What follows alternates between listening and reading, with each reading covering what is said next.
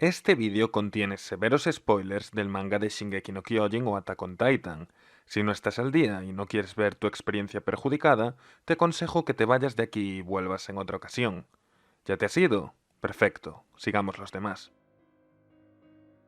Muy buenas, amigos simbolistas. La obra de Hajime Isayama ha terminado tras 12 años en emisión y 139 capítulos, y como era de esperar, viendo la polémica recepción de los últimos meses, son muchos los que se han sentido estafados con el desenlace y han declarado a los cuatro vientos que ha sido una pésima conclusión, que Eren ha sido arruinado, que nada tiene sentido y que la obra y sus mensajes han sido dañados de forma irreparable, como si se hubiese marcado la de Naruto, vamos. Es increíble cómo han ardido las redes, llenas de mensajes de gente decepcionada despreciando este final. Y eso que ni siquiera se cumplió la teoría del universo escolar, imaginad si hubiese sido el caso. Tampoco ayudó la mala calidad de muchas traducciones, inexactas debido a tener que ser las más rápidas del oeste para rascar visitas, que realmente destruyeron toda intención narrativa posible e hicieron que muchos no se enterasen de la misa a la mitad. De hecho, para hacer este vídeo he leído como 6 traducciones distintas, algunas en inglés, y cada una dice lo que le da la gana, así que he tenido que complementar entre todas hasta tener un discurso coherente. Y eso por no hablar del enorme potencial memístico. En el momento de la subida de este vídeo, parece que el consenso general es que el capítulo fue malísimo, no tanto como el final de otras obras con peor suerte, pero incluso sus más grandes defensores se quedan solo con que fue un desenlace muy por debajo de lo que se esperaba. No voy a mentir, quienes me vieron reaccionar al capítulo en directo sabrán que a mí tampoco me hizo mucha gracia. Bueno, sí que me hizo gracia, pero creo que no por los motivos correctos. Es normal que mis expectativas estuviesen altísimas. Después de todo, esta no solo es una de mis obras favoritas de todos los tiempos, sino que dediqué 2 vídeos explicando teorías y juntando decenas de pistas que definitivamente tenían que apuntar a las direcciones que yo creía, montándome tremendas películas en mi cabeza. La teoría del bucle parecía tan sólida y me gustaba tanto. Diablos, debí de haber quedado como un payaso. Al final no hubo bucles, no hubo líneas temporales, la hija de Historia era del granjero y Eren acabó rompiendo su fachada y llorando por un amor a mi casa que nunca supe ver. Es por eso que sí, yo también acabé decepcionado con este final. Pero como siempre he defendido, si algo no te gusta, en especial de Shingeki no Kyojin, es muy posible que sea porque no lo has acabado de entender o porque se te escapa algo. Así que dejé de llorar porque no se cumpliesen mis teorías y antes de juzgar si este era un buen o mal final, dediqué tiempo a intentar comprender qué es lo que se nos estaba contando exactamente en el capítulo 139. Por eso, en el vídeo de hoy, mi defensa consistirá en repasar punto por punto todo lo que encontramos en este cuanto menos curioso final, a ver si es realmente tan terrible como se comenta. Eso sí, primero dedicaremos un tiempo a los más negacionistas.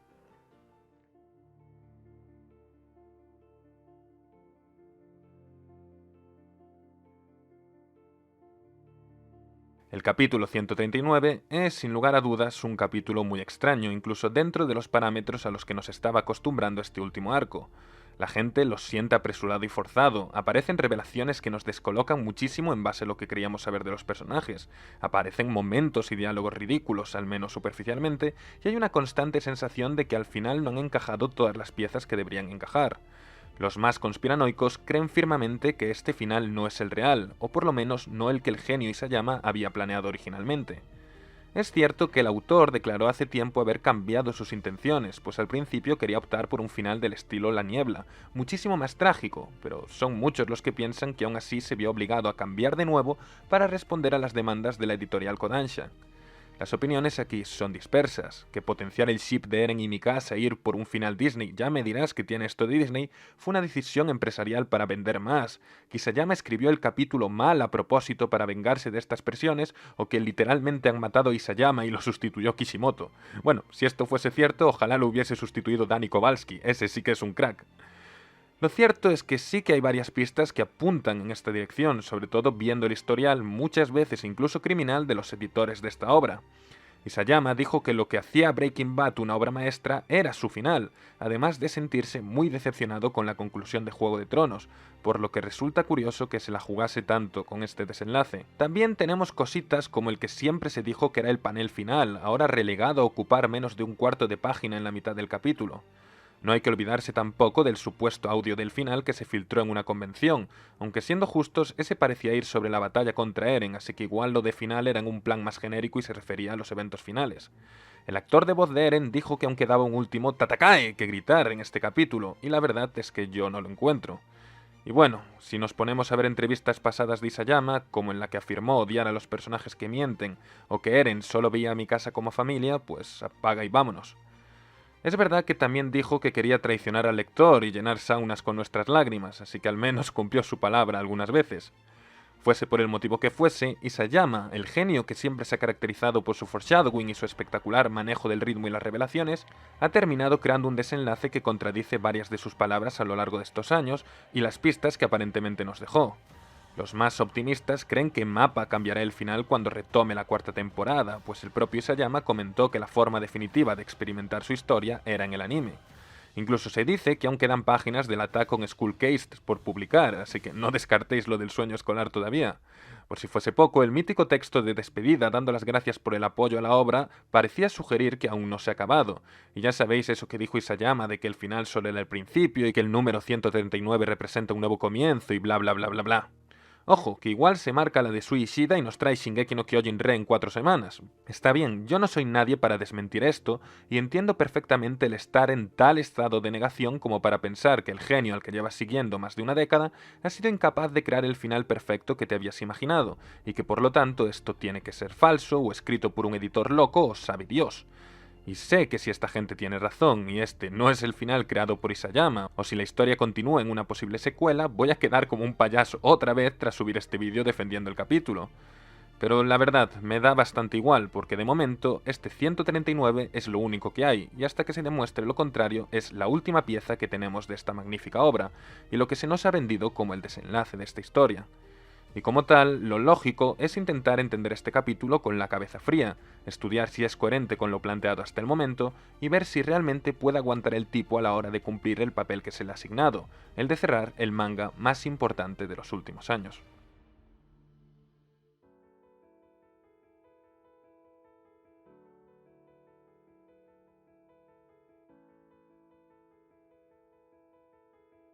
El capítulo inicia con Eren y Armin hablando, aparentemente de niños. Sin embargo, lo primero que dice el rubio, referenciando el poder del titán de ataque, ya nos da una idea de dónde sucede esta conversación. Nada más ni nada menos que en el interior de los caminos. Aunque con un poco de rencor, le cuestiona si insultarle y golpearle la última vez que se vieron cara a cara fue del todo necesario, Armin entiende que todo lo que Eren hizo fue por una razón.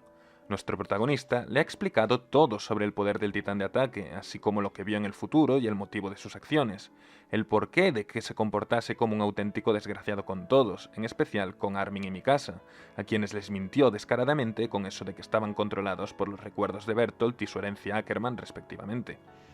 Como siempre dije, Eren estaba cumpliendo el rol de un mártir, convirtiéndose en el mal necesario que sus amigos venciesen, de tal modo que quedasen como héroes ante el mundo. Aunque he hecho la comparación alguna vez, no es un caso exactamente igual a lo de Lelouchenko de Guías. Aquí no se trataba de convertirse en el enemigo común de todos los países cuya derrota implicase la construcción de un mundo mejor, sino que fue algo incluso más egoísta. Eren no hizo esto por la paz mundial, lo hizo únicamente por el bienestar de sus amigos y de su tierra, pero ya seguiremos desarrollando eso más tarde. Con su sacrificio, Armin y compañía serán los seres más respetados del mundo y podrán vivir, como él les deseó, largas y felices vidas.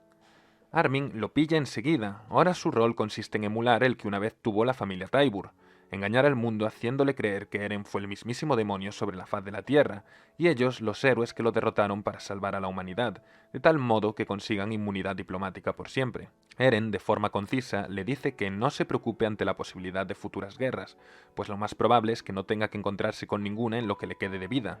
Después de todo, el retumbar matará al 80% de la humanidad, así que pasará mucho tiempo antes de que algún país tenga el valor o los medios de ir a ponerse chulito con Paradis.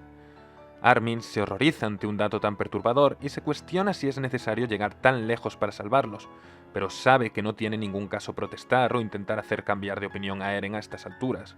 Lo que Eren vio en sus recuerdos futuros pasará sí o sí, así que de nada serviría ponerse en modo Flanders ahora. Eren decide optar por cambiar de tema para hablarle de la historia de la fundadora Ymir, pero antes, usando sus poderes, le da a Armin un último regalo. Recordando los ríos de fuego con los que inocentemente soñaban de pequeños cuando leían sobre ellos en el libro de Armin, Eren los transporta al lado de un volcán. Sí, hay mucha broma con que solo querían ver el mar, pero el mundo es muy grande y su deseo de explorarlo no se limitaba solo a la gran masa de agua salada. un gesto precioso que ilumina el rostro de Armin y que sirve de escenario para el desarrollo de la conversación. Ya entrando en el tema, Eren explica el trasfondo del que siempre será uno de los personajes más enigmáticos de toda la obra, la fundadora Ymir.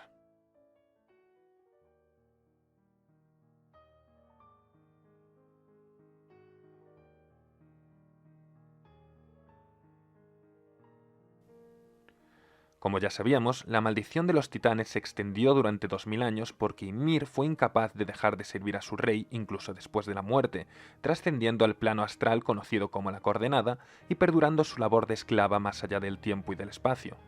Mucha gente, Armin incluido, se preguntaba por qué alguien que literalmente fue bendecida con los poderes de un dios siguió obedeciendo a un desalmado tan despreciable como el rey Fritz, quien quemó su casa, mató a sus padres, le cortó la lengua y la usó a su antojo como una simple herramienta toda su vida.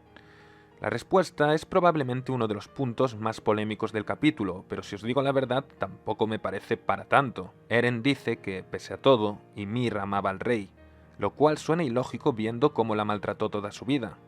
Antes de tener esta información ya nos podíamos oler algo. Después de todo, Ymir jamás se rebeló pese a tener los omniscientes poderes de Cristiano Ronaldo. Yo siempre lo justifiqué como que al ser una esclava toda su vida, simplemente no se le ocurrió en ningún momento que podía rebelarse y luchar por su libertad, pues era algo inconcebible para su mente oprimida y por lo tanto solo se limitó a seguir viviendo de la única forma que conocía, obedeciendo. Por eso el dato de que su esclavitud eterna tiene su origen en un enfermizo amor incondicional no rompe lo que yo pensaba, sino que incluso lo potencia. Los defensores de lo verosímil de esta actitud tiran el concepto del síndrome de Estocolmo, el afecto que desarrollan los rehenes hacia sus captores, pero creo que es incluso más fácil de entender viendo las circunstancias de la vida de la fundadora. Esto, fuera de contexto, va a sonar fatal, pero lo más seguro es que habiendo vivido siempre como una esclava, se sintiese honrada de servir al rey y de ser mínimamente reconocida por éste, aunque fuese de forma tan terrible. Sin noción de lo que realmente era un amor verdadero, ella asumió esa vida como la mejor que podía tener y siguió sirviendo a sus descendientes durante una eternidad. Y bueno, entrando en modo seinen, todos sabemos que es una triste realidad el hecho de que existen personas atrapadas en relaciones tóxicas que siguen amando a sus parejas por mucho que éstas las maltraten y por mucho que en el fondo deseen escapar de ahí. Así que no me vengáis diciendo que lo de Ymir, que además cuenta con ese trasfondo de esclava, no es creíble. En el capítulo 122, Ymir fue técnicamente liberada de su esclavitud por Eren, quien fue la primera persona en toda su vida en mostrarle afecto y plantearle la posibilidad de elegir por sí misma, la idea del libre albedrío. Y es cierto que Eren logró hacerla despertar al romper el eterno compromiso de servidumbre a la sangre real debido a las circunstancias especiales de su encuentro. Sin embargo, los caminos y los titanes seguían existiendo, así que aún había algo que hacer antes de conseguir la verdadera libertad, es decir, de acabar con la maldición de la raza eldiana que en cierto modo ella misma había originado. Para poder entender esto mejor tenemos que ahondar en el propio concepto de la coordenada. Hay quien piensa que existía previamente Ymir, pero mi visión es que esta es una dimensión que nació del deseo inconsciente de Ymir de servir a su rey por siempre. Una dimensión creada además gracias al contacto con Cristiano Ronaldo, el origen mismo de la vida. Sí, ya sé que tengo un vídeo pendiente sobre él, pero todo a su tiempo. Mientras exista la coordenada, existirán los titanes, pues ya sabéis que se originaban ahí, con la arena mística esa que usaba la propia Ymir. Entonces, para poder acabar con la maldición de una vez por todas, hay que destruir la coordenada, o por lo menos destruir el motivo que originó su creación. Incluso si pensamos que Ymir no tuvo nada que ver con la creación de los caminos y que simplemente accedió a ellos al morir, la idea de destruir el concepto que originó la maldición de los eldianos, es decir, de superar ese amor incondicional al rey Fritz y permitirle a su alma descansar en paz, se mantiene. Por eso hay que entender que Ymir necesitaba en cierto modo ser liberada dos veces. La primera por Eren, o mejor dicho, por el titán de ataque, para que le hiciese despertar de su letargo y pudiese actuar y pensar por sí misma, tal y como vimos en el 122. Muchos creen que los 9 titanes representan diferentes fracciones del alma de Ymir, y que por ello el titán de ataque es su deseo inconsciente de libertad. En el momento en el que Eren entró en contacto con ella, es como si su espíritu de lucha hubiese regresado a ella, haciéndola así despertar. Por otro lado, la segunda liberación tenía que librarla de su corrupta mentalidad, demostrarle que se puede superar el inamovible obstáculo que es amar a alguien que te hace daño, que se puede luchar contra la esclavitud del amor. Y esa liberación, la que le permitiese desaparecer de este mundo de una vez por todas, es la que ella estuvo esperando durante 2000 años, el mensaje de socorro que su deseo de libertad, que el titán de ataque envió a través del tiempo y del espacio al Eren en el capítulo 1, aunque no lo estuviese esperando a él exactamente, sino a mi casa.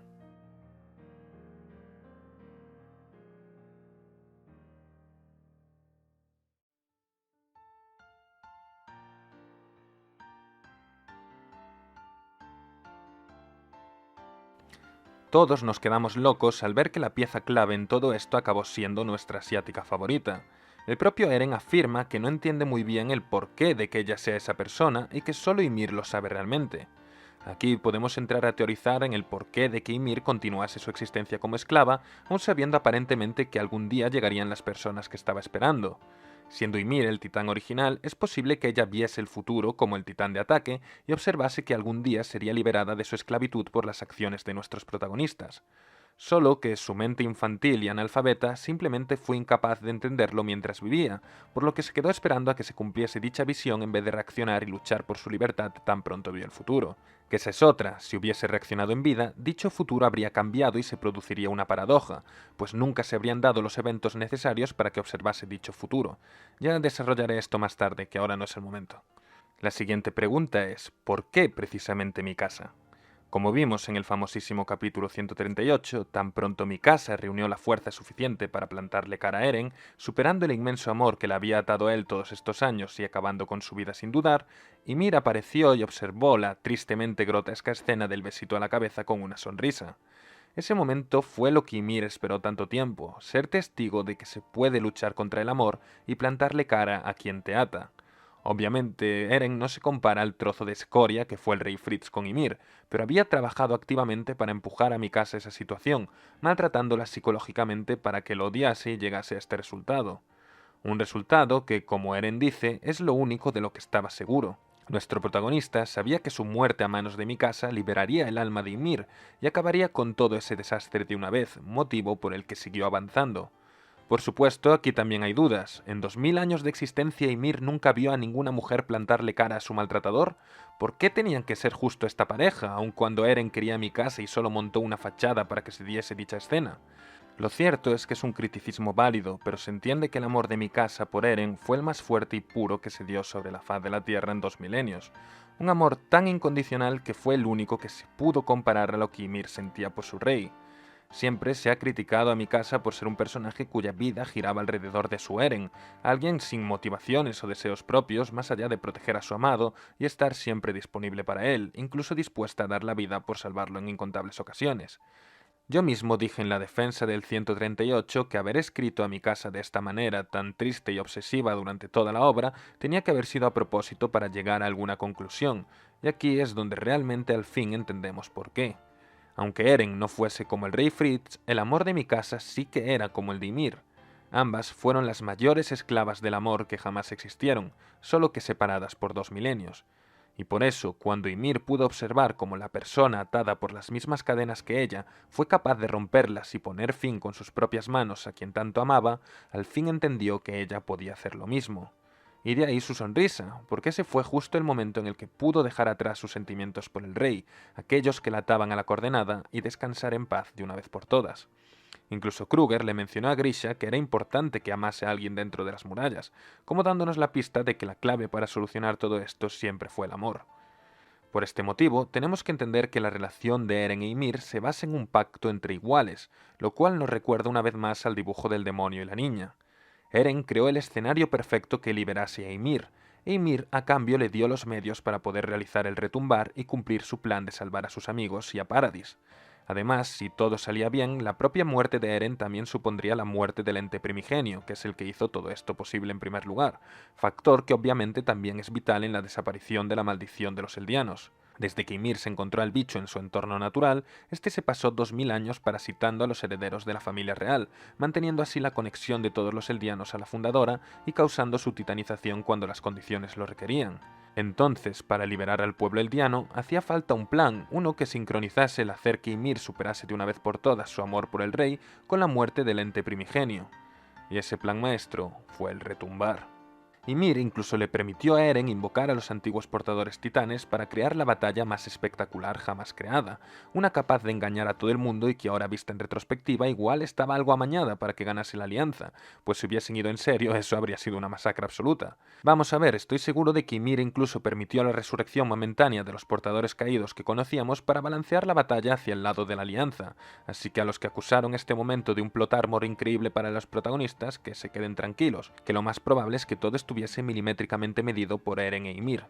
Es cierto que Eren admite con culpabilidad que no estaba seguro de si sus amigos sobrevivirían a la batalla, pero como descubrimos inmediatamente después, esta duda nace solo de la incredulidad hacia sus propias habilidades, porque si Eren vio que vivirían al final, ese futuro tenía que cumplirse sí o sí.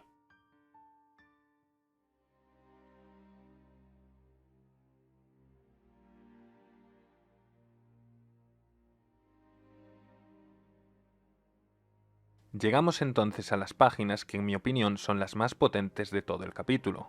Cuando Armin comprende lo mucho que ha tenido que sufrir Eren, lo solo que ha debido estar siguiendo un plan cuyos resultados solo él conocía, atormentado por una habilidad completamente inhumana, Eren confirma el horror que se esconde detrás del conocimiento absoluto. Es especialmente triste porque desde pequeño Eren dijo que él quería saberlo todo sobre el mundo, que no había nada peor que la ignorancia, entendiendo esta como una falta de libertad. Y sin embargo, al convertirse en el titán fundador mezclado con el titán de ataque, Eren se convirtió en un ser prácticamente omnisciente, en alguien para que el tiempo había dejado de tener ningún sentido. Para él ya no existe el pasado, el presente o el futuro, todo existe de una vez y él lo experimenta todo. Y eso es una locura. Ya sé que os vais a reír de mí, pero existe una corriente filosófica llamada eternalismo que observa el tiempo como una dimensión física más del universo, al igual que el espacio. De forma básica, viene a decir que el pasado, el presente y el futuro ya han sucedido y que absolutamente nada puede cambiarse, que todos los eventos desde el principio de los tiempos están grabados en piedra y nosotros somos meros elementos que cumplen con lo que se supone que debe pasar de forma ignorante, siendo dudoso el si tenemos siquiera libre albedrío o no. Esta visión, por supuesto, niega por completo la existencia de opciones o de múltiples líneas temporales, conceptos que yo defendí en mis teorías pasadas. Verdaderamente creí que el mundo de Shingeki era de esa forma, uno que producía diferentes líneas cada vez que se alteraba el pasado. Pero este capítulo me cerró la boca y me ofreció algo mucho más aterrador. La línea temporal de Shingeki es una sola, fija, inalterable. Todo lo que pasó tenía que pasar así, sin ninguna posibilidad de ser alterada. Es cierto que había pistas, pero el momento que acaba por confirmar esto sin ningún tipo de duda posible se da en esta polémica página, que nos dio el que sin duda es uno de los giros argumentales más demenciales de toda la serie. Al principio de nuestra historia, durante la caída de Shiganshina, el titán de Dina Fritz se acercó a un Bertolt desprotegido, que asustado comprendió que iba a morir en ese momento. Sin embargo, el titán sonriente simplemente lo ignoró y siguió avanzando hasta la destruida casa de Eren con la intención de comerse a Karla Jäger. Este fue el evento que marcó el inicio del viaje de Eren, la traumática experiencia de ser testigo de cómo su madre fue devorada por los malditos titanes, aquellos a cuya exterminación dedicaría su vida. Sin embargo, que Dina se comiese a Karla no fue casualidad. Ni siquiera fue porque Dina fuese un titán anormal buscando a Grisha, como le prometió que lo haría, aunque puede que eso sí tuviese algo que ver. La respuesta es que, tal y como Eren le dice a Armin, ese día, Bertolt no debía morir.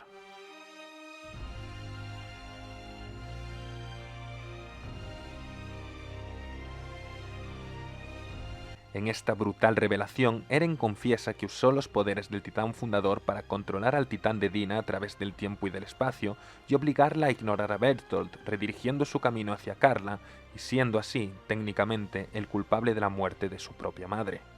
Vale, es duro de digerir, pero tranquilicémonos un momento. Hay mucha gente enfadada con esto, diciendo que no venía nada, que arruina la motivación de Eren y que destroza muchos momentos icónicos, como cuando le preguntó a Reiner por qué su madre tuvo que morir ese día. Primero de todo, hay que decir que cuando Eren estaba en Marley, él aún no tenía el control absoluto del fundador, y si bien había visto partes del futuro, solo conocía los recuerdos que su yo futuro le había mostrado a Grisha, y que por lo tanto heredó de Grisha al devorarlo. Así que no, Eren no es un hipócrita porque él no supo lo que realmente había pasado durante la caída de Shiganshina hasta que trascendió a la coordenada.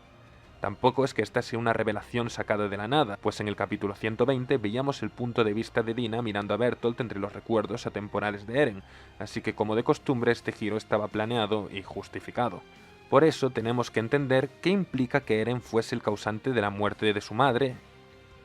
Por eso tenemos que entender qué implica que Eren fuese el causante de la muerte de su madre. Que ojo, probablemente Karla fuese a morir de todos modos, la casa le cayó encima y había titanes por todos lados. Técnicamente no es que Eren quisiese matar a su madre, sino que lo que hizo fue salvar a Bertolt. Como dije antes, si el mundo de Shingeki es una única línea temporal fija y no se puede cambiar nada, esto significa que el resultado siempre va a ser el mismo. Muchos creen que si Eren podía usar el poder del fundador para alterar el pasado, debió haber salvado a su madre o hacer cambios más beneficiosos, pero es que simplemente no se puede. Si el pasado cambiase, Eren no podría estar en la coordenada modificando el pasado, por lo que éste no podría cambiar en primer lugar. Por eso, todo tiene que suceder tal y como sucedió, porque así estaba escrito que sucediese. Bertolt no debía morir ese día porque su participación en el desarrollo de la historia tenía que continuar.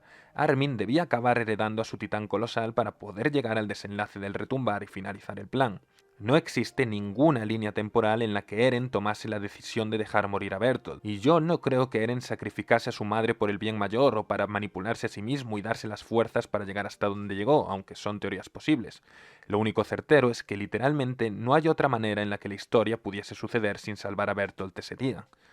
El hecho de que la línea temporal sea fija implica que, si tenemos en cuenta todo desde el principio y viésemos todo como una secuencia que se repite, cada vez que Eren llegó a la coordenada y observó la caída de Shiganshina, siempre tomó la decisión de salvar a Bertolt para preservar el correcto desarrollo de los acontecimientos que él conocía, porque si tomase otra decisión, él no estaría allí para cambiar las cosas y se causaría una paradoja. Lo mismo hizo al manipular a Grisha en el capítulo 121, pues no existe ninguna línea en la que Grisha no fuese manipulado por Eren desde el futuro y no se comiese a los reyes.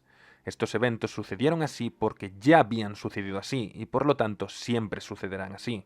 No hay un inicio, no hay ninguna línea que no involucrase alteraciones del pasado. Todo esto siempre fue así, y siempre será así. Sé que es complicado de entender de primeras, pero vamos a profundizar en esto. A muchos os sonará la maravillosa novela gráfica Watchmen, que cuenta con un icónico personaje conocido como el Doctor Manhattan. Este pobre desgraciado puede experimentar el pasado, el presente y el futuro al mismo tiempo, y por ello toda su vida desde el principio hasta el final ya ha sido observada por él. Por supuesto, él sigue siendo capaz de actuar libremente e intentar cambiar las cosas, pero resulta que como todas las acciones que tome ya han sucedido como parte de su pasado fijado, cualquier intención de cambiar algo que se le pase por la cabeza ya ha sucedido también. Puede pensar que tiene el control, pero en el fondo todas las acciones que tome ya las ha tomado de todas formas, así que nada importa realmente, porque desde el momento en el que nació fue un esclavo de su destino. Lo que Isayama ha intentado hacer con Eren es trasladar la inhumana condición del Doctor Manhattan a alguien que valora la libertad por encima de todo. Así, el gran conflicto de nuestro personaje principal es ser maldito con el conocimiento de que haga lo que haga, ya lo ha hecho. Y por lo tanto, al ser consciente de que no se puede cambiar nada, es técnicamente la persona menos libre de todas. Desde el momento en el que nació, todo lo que haría ya estaba tallado en piedra. Pero no nos equivoquemos, Eren no es esclavo de su destino, no en el sentido de que hubiese una fuerza exterior y abstracta controlando sus acciones. Todo lo que hizo desde que nació fue porque él quiso hacerlo. Voy a adelantarme unas páginas al momento en el que Armin le pregunta por qué deseaba con tantas ganas realizar el retumbar, por qué quería aplanar la tierra y exterminar a todos los humanos del exterior. Eren se queda dudando y responde, con total sinceridad, que no lo sabe. Muchos se han reído de esto, burlándose de que al final Eren no tiene sentido, hizo las cosas porque sí. Y sin embargo, este es uno de los diálogos más realistas de todo el manga, y su profundidad va mucho más allá de lo aparente. Después de todo, no es casualidad que se intercale con paneles mostrando la escena de su nacimiento, en concreto el famoso panel final de Grisha abrazándolo y diciéndole las palabras que representarían todo su ser. Eren, eres libre.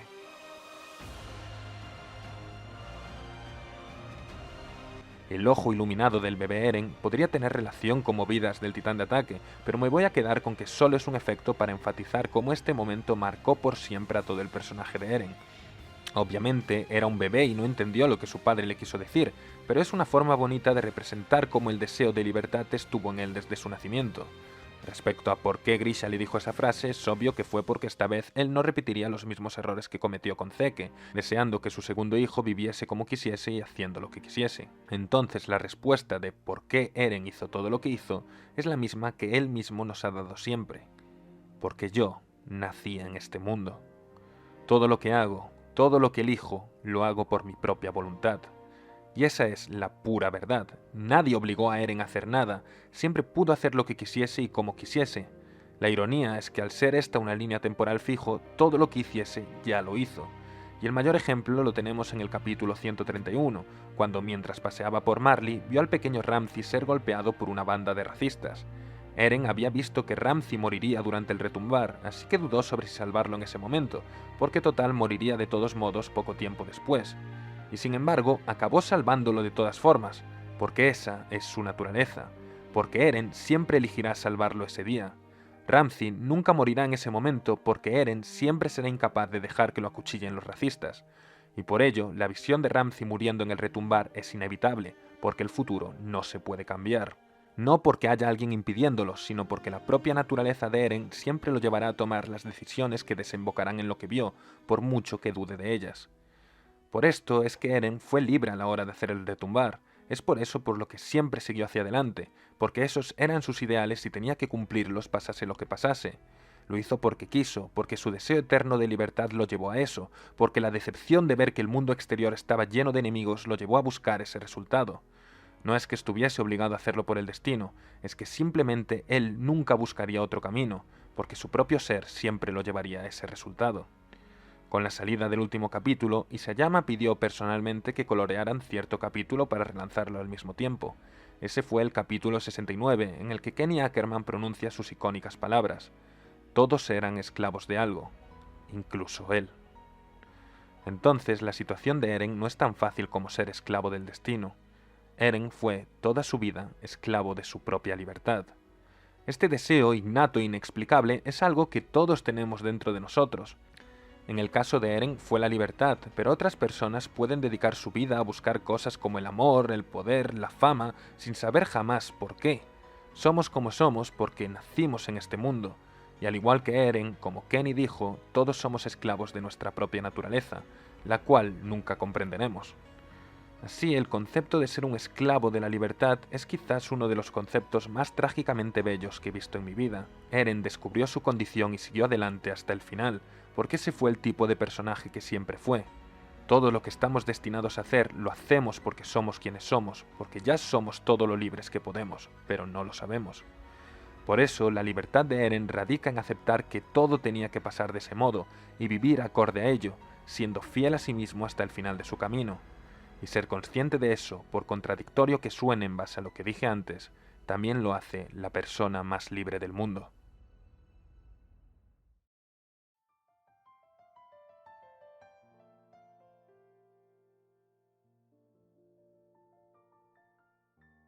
Tras esta nueva perspectiva sobre el personaje de Eren, retrocedamos unas páginas para encontrarnos con otra nueva perspectiva incluso más polémica que la anterior. Por cierto, atención a cómo el aspecto de Eren y de Armin va cambiando en cada panel, representando la naturaleza temporal de los caminos. En medio del mar, ya con su aspecto de adultos, Armin decide que si esta va a ser su última conversación de panas, hay que terminar hablando de chicas, y por eso le pregunta a Eren su opinión sobre Mikasa. Nuestro protagonista afirmó querer que ella fuese capaz de superarlo y seguir con su vida, motivo por el que la apartó de él con todas sus fuerzas a lo largo de la historia. Armin lo recrimina por no ser capaz de aceptar sus verdaderos sentimientos ni siquiera en el final, y haciendo gala de esa sádica manipulación que más de una vez ha demostrado dominar, lleva al límite a Eren para que se rompa. Y eso es lo más sorprendente, que lo rompe de verdad. De nuevo, seamos sinceros, esta es una página durísima. Es imposible verla y no quedarse descolocadísimo ante esta actitud tan inesperada de nuestro dios Eren, del mente fría que juega al ajedrez en 4 dimensiones y que llevaba los últimos arcos siendo el edgy más badass del panorama otaku desde Kaneki. Yo mismo me reí mucho viéndola, porque me pilló súper desprevenido, sobre todo teniendo en cuenta que yo apoyaba el ship con Historia, como ya habréis visto en anteriores vídeos míos. Hay quienes ven esto como una referencia a la desesperación de Hitler en la película El hundimiento, o a Chaplin en El gran dictador, como una forma de ridiculizar al genocida Eren y reducirlo a una parodia. Es cierto que el Chat Eren, aquel que manipuló a su propio padre y causó un genocidio por sus ideales, se rompiese de esta manera, llorando en medio del mar por una mujer, fue cuanto menos un poquito ridículo. El propio Armin se lo dice en algunas tradiciones, que no se esperaba algo tan patético, lo cual no dejo de ver como un metacomentario de Isayama o del que escribiera esto haciendo referencia a cómo se debe sentir el lector en este momento. Hay quien dice que sus palabras son bastante tóxicas, y la verdad es que en cada traducción que me he encontrado dice algo diferente, pero básicamente lo podemos resumir a que en el fondo de su corazón amaba a Mikasa más que a nada. Tanto es así que la idea de que lo olvide y se vaya con otro es algo que le duele muchísimo, que si por él fuese preferiría que le guardase luto por años. Yo no creo que pensar así sea tóxico, porque en el fondo estos son los últimos delirios de un chico que va a morir ventilando sus sentimientos reprimidos a alguien a quien luego le va a borrar la memoria. No podemos elegir lo que pensamos, pero sí lo que decimos y lo que hacemos, y lo tóxico en este caso sería decirle esas cosas a Mikasa. Sin embargo, sabemos que le dijo todo lo contrario, y aunque no pudiese soportar esa idea, en su última conversación del capítulo 138, sobre la que luego hablaré, le animó a olvidarlo y superarlo, por lo que en mi opinión, el ser capaz de tener esa fuerza de voluntad lo hace mucho más noble. De hecho, no tarda en retirar todo lo dicho en su mental breakdown, dándose cuenta de que no debió exteriorizar esos pensamientos tan primarios y nocivos. Y por eso, aunque en el panel parezca ridículo y rompa con la imagen de nuestro macho frío sin sentimientos que todos teníamos de él, creo que este momento de verdadera desesperación contribuye a humanizarlo incluso más y pensándolo bien incluso lo enriquece. Se han hecho memes de que Eren es el mejor actor de todo Paradise y que hizo tremendo roleplay durante toda la historia, pues esta escena demuestra que en el fondo nunca dejó de lado su actitud inmadura, impulsiva y llorona de antes del timeskip. No creo que sea tan así, pues yo mantengo que todo lo que vimos sobre Eren seguía siendo la actitud de un hombre determinado a cumplir con su misión, con su búsqueda de la libertad para los suyos hasta el final, fingiendo únicamente odiar a sus amigos para que tuviesen la fuerza de matarlo llegado el momento. La coordenada es una dimensión etérea y atemporal en la que los pensamientos y apariencias de los personajes fluyen libremente. De ahí que, si Eren tenía que romperse y mostrar su lado más oculto y vulnerable, a su reprimido adolescente interior, no había un lugar mejor. Es más, incluso pese a estar totalmente comprometido con su misión, una misión que está destinada a cumplirse porque él mismo ya la ha cumplido en el futuro y por lo tanto siempre la cumplirá, admite que en el fondo no quiere morir y que le gustaría pasar más tiempo con sus amigos. Pero el coste de la libertad para los suyos es su muerte, y ya nada puede cambiar que él esté dispuesto a pagarlo. No era mi intención meterme en guerras de ships, pero supongo que habrá mucha gente molesta con esta revelación de que Eren ame tan intensamente a Mikasa cuando aparentemente tampoco le importó tanto a lo largo de la historia, y tendrán esto como un motivo más por el que odiar el final, más aún si eran muy fans de historia. Cualquier fan del Eremika puede aportar decenas de pruebas de lo mucho que realmente la quería en realidad, así que no me voy a meter en eso. Pero sí que me gustaría intentar dar una explicación a la fría actitud que Eren siempre mostró hacia Mikasa desde pequeño. Si algo nos muestra esta conversación con Armin es lo lejos que Eren puede llegar para reprimir sus verdaderos instintos y emociones por el bien de sus seres queridos. Para algunos será difícil creer que un niño sea tan considerado, pero pienso que es posible que Eren nunca se abriese a Mikasa por miedo a sentir que se estaría aprovechando de ella, y por lo tanto se forzase a verla simplemente como su familia. O sea, él le salvó la vida, y Mikasa se sintió en eterna gratitud hacia él, enamorándose en el momento en el que la consoló y le dio la fuerza para seguir adelante. Creo que Eren era consciente de que Mikasa lo amaba, sobre todo después del final de la segunda temporada, pero simplemente nunca pudo aceptar ese amor, pues pensaba que era irreal, resultado de ser idealizado por ella como el héroe que le salvó la vida. Me acusaréis de sobreanalizar, pero pienso que viendo todas sus interacciones de esta manera, todo cobra más sentido e incluso hace la relación más trágica, por lo que yo voy a tope con ese headcanon. Además, Eren algo de mujeres sabía, no por nada se mostró súper empático con Falco cuando éste le contó sus problemas con Gaby, así que todo suma.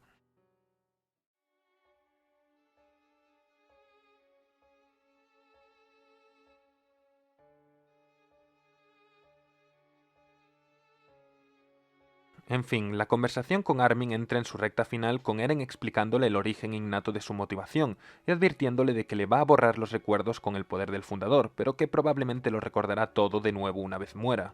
Al activar el poder, mostrando esas marquitas de su rostro, queda claro que hizo lo mismo con Mikasa en el pasado capítulo 138.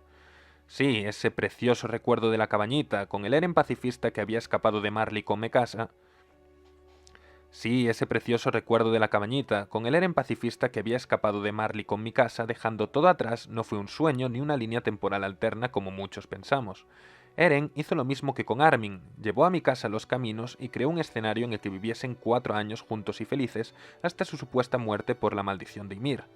Los que os reís de Eren llamándolo simp y que al final no la puso, sabed que no solo sois unos inmaduros superficiales, sino que también os recuerdo que literalmente pasó años con su amada, y aunque fuese en un plano astral todo cuenta. Bueno, surge la pregunta de ¿por qué hacer esto? ¿Por qué crear un escenario falso basado en tomar una decisión que no se tomó en la realidad? ¿Por qué no hablar con ella directamente, como con Armin, explicarle todo y pasar una eternidad juntos? Pues porque Mikasa es medio Ackerman, medio Azumabito, y como sabemos, ambos clanes tienen resistencia a la manipulación de los recuerdos por parte del fundador. Parece que el titán fundador sí puede alterar las memorias de los Ackerman, pero solo temporalmente, pues su cerebro acabaría recordando todo al final. Por eso mi teoría es que Eren no podía jugársela a confesarle la verdad a Mikasa, que la amaba y que todo era un plan para que lo matase, pues existía el riesgo de que ella recordase esa vivencia antes de que le quitase la vida y eso empañase el resultado. Por eso arregló todo para que pareciese un sueño basado en un escenario alternativo, para que si Mikasa lo recordase antes de tiempo no dudase en acabar con él, creyendo que era una simple imaginación.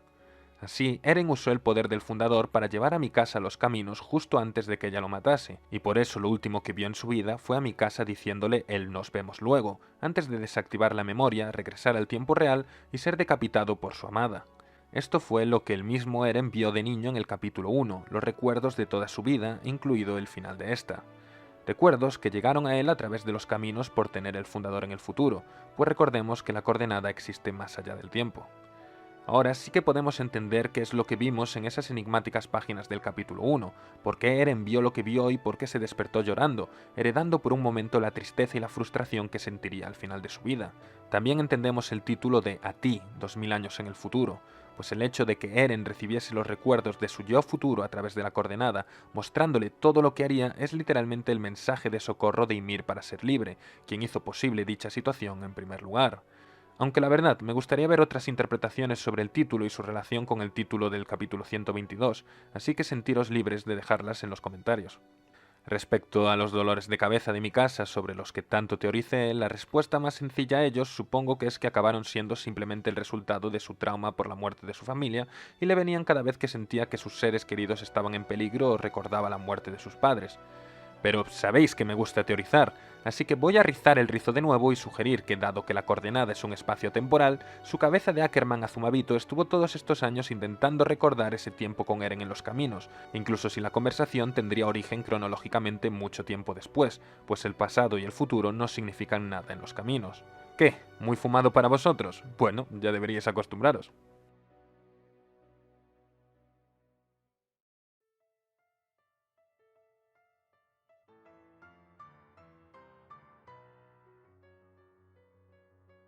La charla de Eren y Armin termina con el rubio diciendo la que posiblemente sea la frase más graciosa de la historia de la ficción, pero dependiendo de la traducción se arregla un poco. De nuevo, que el pacifista de Armin agradezca a Eren el haberse convertido en un genocida por ellos es un poco loco, pero hay que entenderlo como la despedida entre dos amigos, uno con una carga incomprensible e inimaginable para nadie, y otro que ha aceptado que protestar u oponerse a lo que tiene que pasar no tiene ningún sentido. Sí, Armin podría haberse enfadado e insultado a Eren, pero aprovechó sus últimos momentos con él para agradecerle que llegase a valorarlos más que al mismísimo mundo, sacrificando incluso su vida por ellos. Ese último abrazo entre los dos niños que soñaban con ser libres es de lo más desgarrador de todo el manga. Eren concluye con lo que siempre defendió, incluso antes de poder ver el futuro. La humanidad será salvada por ti, Armin. La conversación termina, los caminos desaparecen y Armin despierta en el barco con su waifu, antes incluso de que iniciase el combate final. La gaviota en cuya mirada se había hecho énfasis capítulos anteriores parece estar conectada de algún modo a Eren, pues entiende que la conversación en la coordenada se inició tan pronto Armin la miró y se terminó tan pronto ésta comenzó a volar. Es curioso lo de los pájaros, me recuerda una mezcla entre Itachi Uchiha con los jutsus ilusorios de sus cuervos, a Odin, personaje que siempre se ha relacionado con Eren, y a Bran Stark de Juego de Tronos, otro tipo víctima del eternalismo que transportaba su mente a las aves para poder observar el mundo. Me consta que Juego de Tronos es una gran influencia de Isayama, así que supongo que quiso hacer referencia a esto, pero no acabo de entender si es solo simbolismo o si Eren realmente puede controlar a los pájaros. En uno de sus recuerdos atemporales vimos a Falco observado desde el cielo en medio del campo de batalla, y muchos teorizaron que era a través de los ojos de un pájaro, por lo que parece estar claro que Eren sí que puede ver a través de estos. Ya seguiremos con esto luego, ya sabéis lo que ocurre. Por ahora, mejor sigamos avanzando. Como vemos, con la muerte de Eren, la batalla ha terminado. Al morir, Armin recordó su última conversación en los caminos, por eso se nos mostró al inicio de este capítulo. El cadáver del titán de Eren se disuelve en humo, y Cristiano Ronaldo también, que sé que muchos lo echasteis de menos. Es más, si hacemos zoom podemos verlo desvaneciéndose, pero no culpo a nadie por no verlo. Sin un huésped y después de pegarse a piñazos con Reiner God, parece que simplemente se le agotó la batería y murió. Sí, Reiner odia tanto la vida que literalmente mató al origen de la vida. ¿Cómo no quererlo? Con Ymir en el más allá, Eren asesinado por la persona que más lo quería y el ente primigenio finalmente exterminado, el plan se ha cumplido. La maldición de la raza eldiana se ha terminado para siempre y nunca volverá a haber ni un solo titán sobre la Tierra. El niño que juró que algún día los exterminaría a todos cumplió su promesa. En medio del humo, Mikasa aparece sujetando la cabeza del mártir y ella y Armin se funden en un triste abrazo con ella. Sí, es perturbador, pero no por eso deja de ser algo emotivo. Por otro lado, todos los que se habían convertido en titanes recuperan su cuerpo original, ropa incluida, supongo que para no entrar en modo seinen. Creo que podemos perdonar eso. Es cierto que se arruina un poco la bonita despedida de Connie y Jin del capítulo 138, pero ya dije que este resultado estaba entre mis predicciones, pues Seren le prometió a 5 personas que deseaba que viviesen vidas largas y felices, y dicha promesa palidecería si se hubiese cargado a 3. Lo siento, Sashita, tu muerte era necesaria para que Falco fuese al restaurante, Nicolo le pegase, cayese vino de Zeke en su boca y acabásemos con el majestuoso y siempre conveniente pajarraco táctico ayudando a la alianza en el encuentro final. Ey, dicho así suena gracioso, pero hablando seriamente no descartaría que esto estuviera planeado también. ¿Mucho sobreanálisis? Ok, sigamos. Vemos que lo que Eren hizo con Armin y Mikasa también lo hizo con el resto de sus amigos, quienes lloran al conocer sus verdaderas intenciones y al recordar sus últimas palabras con él.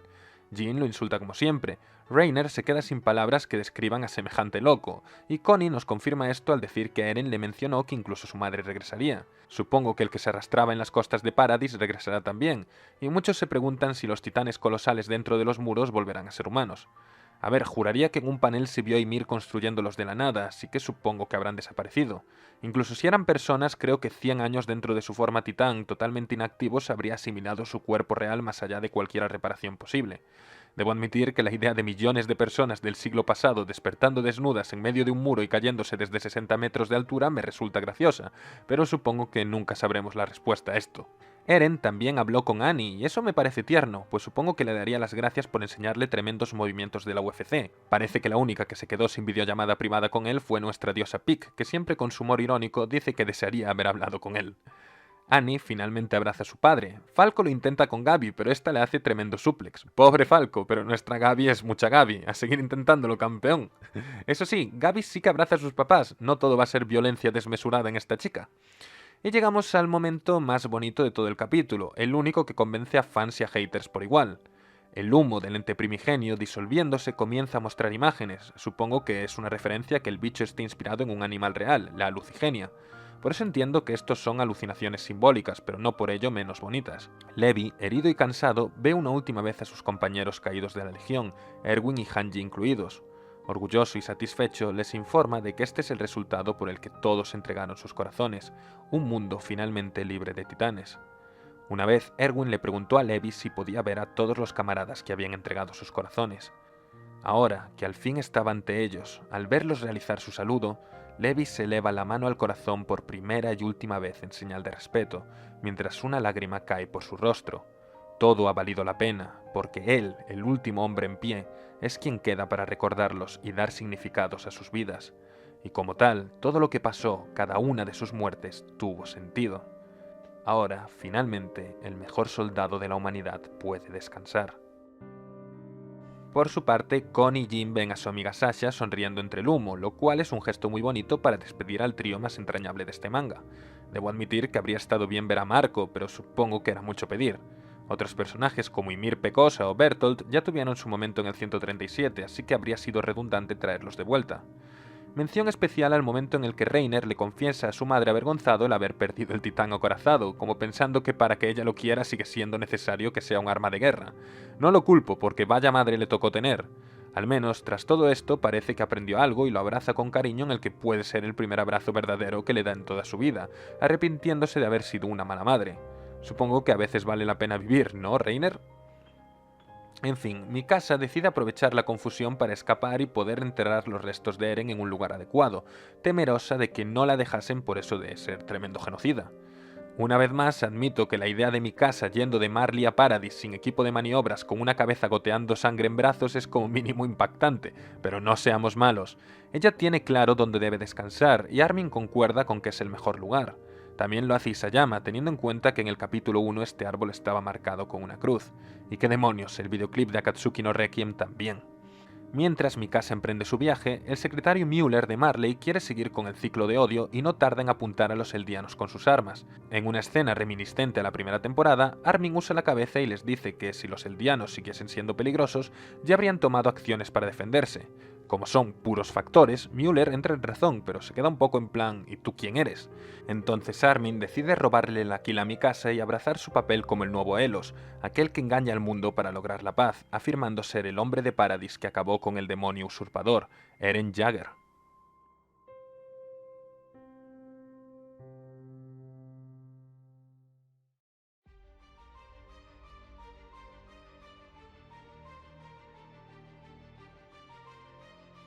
Después de esto tenemos un timeskip de 3 años y vemos a la famosa hija de Historia, cuyo nombre ni siquiera se nos da. Bueno, yo seguiré creyendo que se llama Ymir, supongo que cae de cajón. Ahora, si es una reencarnación o no de la fundadora será un misterio que siempre quedará ahí. Igual que el nombre del granjero, quien al parecer sí que fue el padre de esta niña, y los fans simplemente nos montamos tremendas teorías. Las supuestas pruebas de que Eren era el padre ahora tienen otro contexto. Cuando Historia le preguntó a Eren sobre qué le parecía si tuviese un hijo, simplemente estaban planeando cómo evitar que le diesen de comer a Zeke y poder continuar el plan. Hay quien dice que esta subtrama del bebé no tuvo ningún fin, pero hay que recordar que sirvió para salvar a Historia y a Zeke, así que supongo que con eso fue suficiente. En ese sentido, la niña fue un bebé táctico, pero Historia, cuyo arco de personaje se basó siempre en poder elegir lo que ella quisiera sin depender de nadie, eligió a ese granjero como la persona con la que formar su familia, y 3 años después sigue con él, así que supongo que lo quiere. También tenemos cuando Zeke le preguntó a Eren sobre su opinión de Mikasa, y Eren pensó instintivamente en Historia. Esto podría representar el deseo frustrado de formar una familia con Mikasa, y así con todo. Supongo que al final la rubia y nuestro protagonista simplemente fueron grandes amigos y no hay que darle más vueltas. Poniendo la vista en el gobierno, parece que Paradis ha sido tomada por los jaegeristas, quienes han seguido militarizando el país y se han hecho con un logo insultantemente molón, que combina las alas de la libertad de la Legión con 2 armas de fuego, fascistas, pero icónicos. Aunque no sé si esto habla muy bien de la ideología política de la reina Historia, pero bueno, ya sabéis cómo son las monarquías. Otra queja recurrente con el final es que técnicamente ha presentado el genocidio como la solución a todos los problemas, y eso no es cierto. Estos paneles desmontan esa idea por completo, de hecho. Eren logró asegurarse de que sus amigos puedan vivir en paz, pero es cuestión de tiempo que los países busquen venganza aunque sea en siglos futuros. Duele muchísimo la visión de Paradis militarizándose por completo, controlada por fascistas que usan un logo que distorsiona la romántica idea de libertad de la Legión y que repiten en masa el Tatakai de Eren como el lema que los continúa empujando a un mundo de muerte y violencia. ¡Joder, Hitch, sal de ahí, amiga! La cara de decepción y tristeza del padre de Sasha, quien soñaba con sacar a los niños de ese metafórico y temible bosque en el que solo puedes matar o morir, lo dice todo. Los niños del futuro seguirán dando sus vidas para morir en guerras que nunca deberían tener lugar, justo como le pasó a su hija. En fin, vemos que sigue acompañado por Nicolo, así que al menos se tienen el uno al otro para llorarle a la sonrisa más pura de la obra. Por eso, como se nos deja claro en paneles siguientes, la lucha nunca terminará, no mientras existan bandos. Por eso este no es un final feliz ni se consiguió la paz, y por eso Eren no se marcó un Lelouch. En una conversación con Pixis, el sabio comandante le preguntaba a Eren su opinión sobre la necesidad de un enemigo común que hiciese que la raza humana dejase de pelear entre sí. En ese momento hablaban de los titanes, y Eren respondió que aun con la existencia de los titanes, la gente seguía peleándose dentro de los muros. Pixis se rió y le dijo que tenía razón. Y esa pequeña conversación aplicada a mayor escala es lo que ha pasado aquí. Ni siquiera con el sacrificio de Eren la humanidad dejará de pelear. Como Erwin una vez dijo, el conflicto terminará cuando solo haya un ser humano sobre la Tierra. Y sí, es una visión pesimista y cínica, pero es mucho mejor eso que justificar el genocidio como respuesta a todos los problemas. Eren al final fue un egoísta que le arrebató la libertad al mundo para salvar a los suyos, y es cierto que consiguió eso, pero nada más. Eventualmente todo volverá a ser como antes y los errores del pasado volverán a repetirse. Aunque bueno, lo último que se pierde es la esperanza.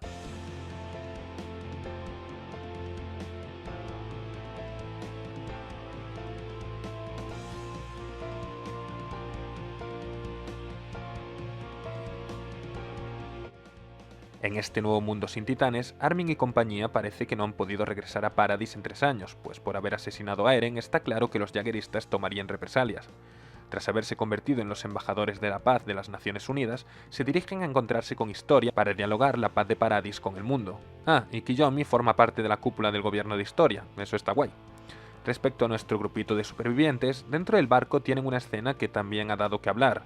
Quiero decir, tenemos a Reiner, a nuestro Reiner, al mejor personaje secundario de la obra, olisqueando una carta de Historia de forma un poco grimosa. A mí también me dio repelús, pero pensándolo en frío, esta era la actitud de Reiner antes de su depresión, cuando era gracioso y despreocupado. Supongo que hacer esta bromita, referenciando su anterior crush por historia, es una forma de decirnos que al fin vuelve a ser feliz y puede permitirse hacer el tonto. Entonces ya no lo veo como una falta de respeto al personaje, sino como una decisión narrativa con buenas intenciones. Por este mismo motivo, nos vuelven chistes rancios de las primeras temporadas, como que Jin se parece a un caballo o que quiere impresionar a las chicas. Y joder, esto es tan meta que incluso Jin le responde a Reiner que es una pena que no se haya muerto, una de las bromas más recurrentes de esta historia y su comunidad. Definitivamente, esta es la forma más rápida de mostrarnos que los panitas son felices y se divierten juntos. En verdad, lo más doloroso de todo es que Annie y Armin siguen sin comerse la boca, al menos no en público, pero por lo menos hablan con cercanía. Hay una pequeña conversación sobre la reacción que tendrá la gente de Paradise a su llegada, pero confían en que la reina Historia les prestará protección, pues defendió a la madre de Connie y a la familia de Jin. Armin admite que hay riesgo, que los conflictos siempre existirán, pero que aún así hay que actuar para conseguir la paz. Él cree que si puede contar su historia, que si puede hacer entender al mundo cómo es que un grupo de personas que habían intentado matarse entre ellas tantas veces acabaron colaborando juntos, el diálogo y la comprensión es posible. Y eso es justamente lo que siempre ha defendido, la verdadera clave para conseguir la paz. Es posible que esto se relacione con el hecho de que Armin sea el narrador del anime, pues estaría contando su historia desde el principio para que todo el mundo entendiese lo que vivió y cómo llegaron a ese punto, pero habrá que ver si se nos da más información sobre esto en los últimos episodios. No podemos dejar de lado al guapísimo de Levi, joder, maldito síndrome de Geralt de Rivia y de Venom Snake, quien ahora es paseado por sus hijitos Gabi y Falco, muy guapos también, por las calles de, supongo que Marley. Dios, estos tres son adorables juntos. Como la maldición de los titanes se fue, los Ackerman han perdido su fuerza sobrehumana, así que supongo que por eso Levi no ha podido curarse como es debido y tiene que ir por ahí haciendo una Maito Gai referencia. También vemos a Onyankopon, el personaje más bueno del manga. Me alegro mucho de que viviese, la verdad ese tipo es genial. A quien no vemos por ningún lado es a Yelena, supongo que decidió Return to Monkey. Nah, en serio, ¿dónde demonios está? Es muy posible que se hayan olvidado de ella, la verdad. Habrá que ver si algún día nos lo aclaran. Finalmente, el capítulo termina con Mikasa sentada junto a la tumba de Eren, la cual reza un epitafio precioso. De nuevo, esta escena se ha malinterpretado mucho, como que Mikasa no ha sido capaz de superar a Eren y lleva 3 años ahí sola y obsesionada con él. Vamos a ver. Ella misma dice que pronto van a venir Armin y los demás a verlo, como sabemos. Tan descabellado es que justo el día de la llegada de toda la banda, día que los recuerdos van a aflorar por todas partes, Mikasa haya decidido ir a ver la tumba de la persona más importante para ella. Y total, luego los va a guiar a los demás hasta ahí, mejor llorar ahora a solas, ¿no? Es verdad que el hecho de que llore y diga que le gustaría volver a verlo nos indica que aún le cuesta aceptar su marcha, pero es que esto es totalmente normal. El plan consistía en que Ymir viese a una mujer superar su amor incondicional y ser capaz de acabar con quien le había hecho daño, pero en este punto Mikasa conoce las verdaderas intenciones de Eren y recuerda esos años juntos en los caminos, por lo que lo siento, pero a mí no me parece descabellado que 3 años después aún lo eche de menos, y eso no significa que no lo superará algún día, solo que aún no es el momento. Algunos odian tanto a Mikasa que sienten que cualquier cosa que le involucre mancha totalmente la obra y no tiene sentido. Y bueno, cada uno tiene sus gustos, pero hay que pensar un poco las cosas antes de incendiarlo todo, o al menos eso es lo que creo. Tras un plano precioso de Mikasa observando el horizonte de Paradise sin murallas, llega el momento más divertido del capítulo. Una gaviota aparece y le coloca la bufanda, tal y como Eren le prometió que haría por siempre. No puedo dejar de pensar en lo brutal que es que exista una especie de gaviotas llamada Parasitic Jaegers, calza demasiado bien. He visto los memes y también me hacen mucha gracia, pero pensemos qué es lo que acabamos de ver. El simbolismo más quemado de todo Shingeki no Kyojin es el de la libertad representada en los pájaros, así que es insultantemente obvio que esta gaviota representa a Eren o que es él reencarnado de alguna forma, tal y como hemos visto que le ha sucedido a personajes ansiosos de libertad en juegos como The Legend of Zelda Link's Awakening. De hecho, a mí me parecían redundantes las últimas palabras del manga, que vienen a ser Mikasa agradeciéndole al pájaro Eren que le pusiese la bufanda, pero viendo otras traducciones, supongo que en un sentido más amplio está agradeciendo a Eren en general el haberle puesto la bufanda ese día y haber sido una persona tan importante para ella. Y como dije en la defensa del capítulo 138, me parece normal que siga llevando la bufanda de Eren en recuerdo de esa persona que tanto hizo por ella. Sea como sea, que tengan cuidado los futuros novios de Mikasa, porque el cielo tiene ojos. Y en serio, volviendo a lo del pájaro, creo que es posible que Eren sí se haya reencarnado en un ave. Y no solo en una, puede que en muchas. Momento conspiranoico de sobreanálisis, pero el hecho de que Eren tuviese recuerdos desde el punto de vista de aves podría implicar que su alma se está reencarnando en distintas aves a través de las épocas, siendo finalmente libre para poder explorar el mundo como él quería. Este sería el último regalo por su sacrificio, la libertad eterna tan pura como siempre la había imaginado desde niño.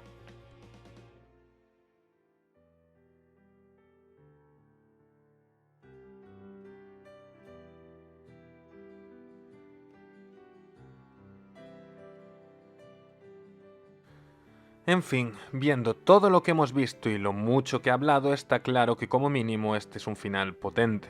La verdad, creo que he hecho una defensa bastante sólida del capítulo e he intentado resolver la mayoría de problemas que he visto que la gente tenía por las redes, pero con gusto leeré todo lo que tengáis que decir al respecto, y si sigue habiendo muchas dudas, igual intento responderlas en otro vídeo. Independientemente de si este es el final de Isayama o no, o si lo cambió o si no es el final, creo que como conclusión funciona bastante bien.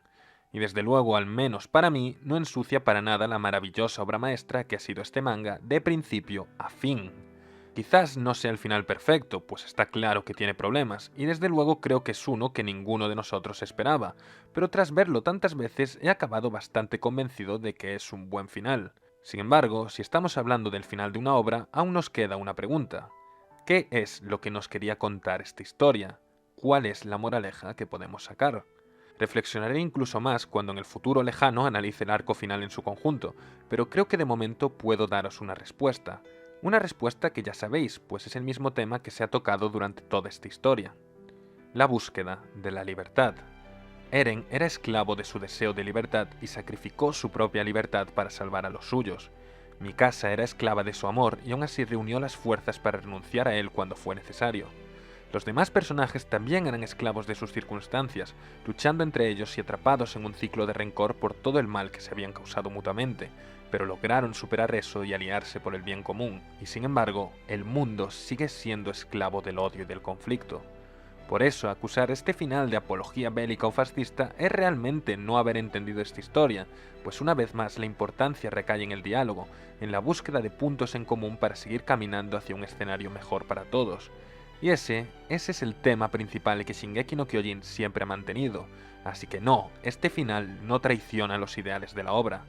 La visión de que el conflicto es eterno es pesimista, pero la esperanza en que se pueda actuar para intentar cambiar al mundo es el final más optimista posible. El plan de crear un enemigo común al que atacar no unió a la humanidad, pero eso no significa que no haya un camino, solo que aún no se ha encontrado. No se trata de poner murallas, sino de construir puentes, de intentar entenderse mutuamente, de avanzar juntos hacia el futuro hasta que un día podamos ser libres. Gracias por todo y hasta siempre, Shingeki no Kyojin.